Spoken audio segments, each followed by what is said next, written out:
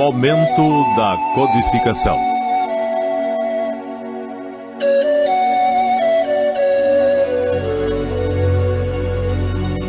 E aí vamos estudar, né? Antes de estudar, eu queria dedicar esse momento a dois companheiros que desencarnaram recentemente, Alamar Regis, que foi um grande batalhador pela imprensa espírita, pela televisão, pelo jornal, pela revista, e o companheiro Altivo Ferreira, né, que também foi um grande batalhador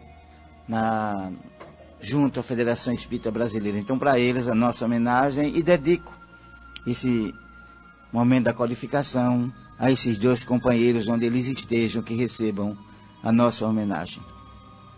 Nós estamos no livro 2 do Livro dos Espíritos, Mundo Espírito dos Espíritos, o capítulo número 8, Emancipação da Alma.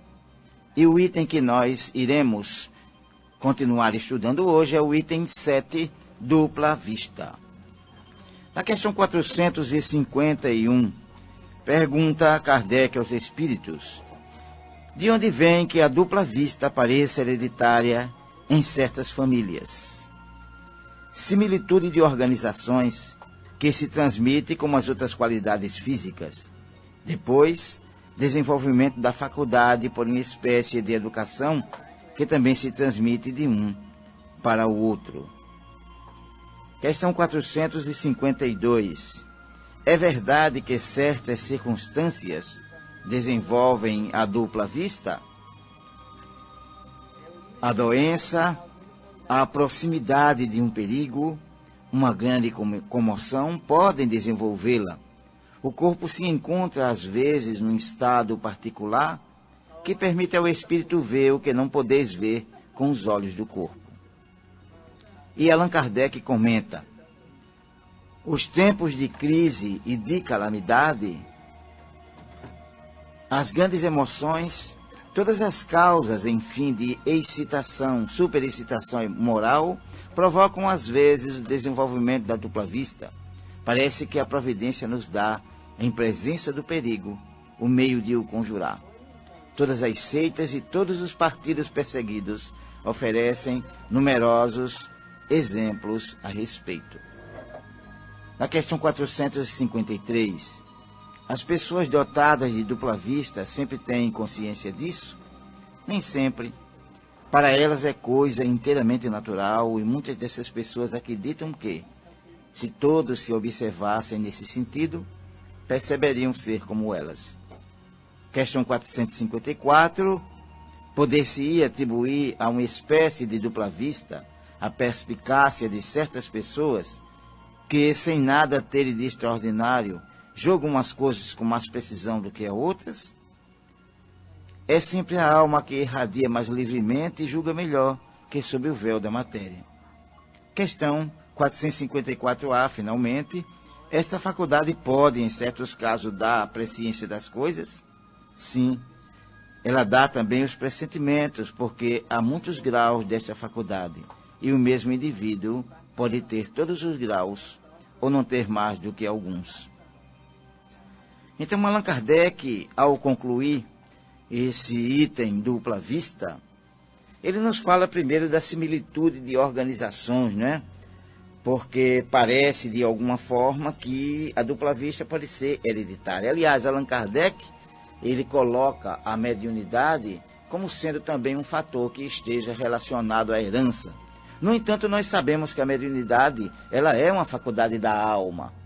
Mas, para se manifestar no corpo, é necessário que haja um corpo com a predisposição correta para isso, ou para esse tipo de manifestação. Nós vemos, por exemplo, que um pianista, ele precisa de um piano afinado. Se ele tiver um piano desafinado, ele não vai conseguir colocar, através dos dedos, pressionando as teclas, aqueles sons maravilhosos, maviosos, né, harmoniosos, que ele conseguiria estando sentado a um piano afinado. Então, o nosso corpo é como se fosse um piano, e que a alma o utiliza de acordo com aquela afinação que ele possui. Para aqueles que tiverem afinação para a arte, será artista. Aquele que tiver afinação para o intelecto, será intelectual. E assim, sucessivamente, a mediunidade também acontece isso. E quando a gente fala em dupla vista, não podemos perder de vista, né, que a dupla vista é uma espécie de mediunidade.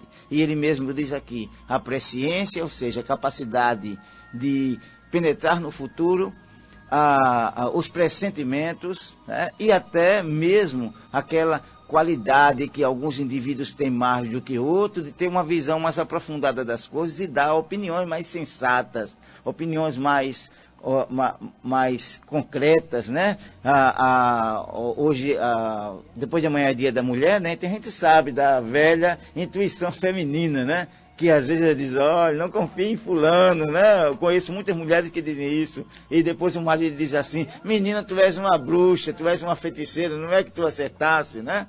Então essa velha intuição que às vezes não é que a mulher ela possua esse dom mais do que os homens, porque a mediunidade ela é uma coisa generalizada, né? Aliás, todos nós somos, como nos diz Kardec, mais ou menos médios, né? Um outro momento em que isso pode acontecer é durante a proximidade de um perigo, durante os grandes cataclismos, né? As grandes calamidades, as grandes emoções, as grandes perseguições.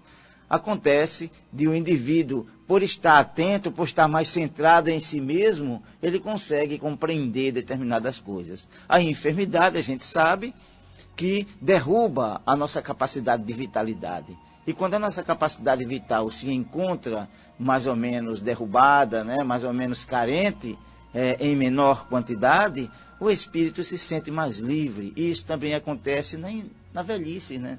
Na velhice pode acontecer, como pode acontecer na infância, porque é o momento que o espírito ainda não se encontra inteiramente adaptado ao corpo e encarnado, né? Então, essa dupla vista, essa perspicácia, é sempre a alma que irradia mais livremente, como nos diz a questão 454, e julga melhor as coisas do que se estivesse totalmente sob o véu da matéria. Faculdade essa que também pode ser, pelo exercício, ser complementada, né, ou ser educada. O indivíduo que conhece, que se aprofunda, poderá ter nela um grande aliado para a sua vida.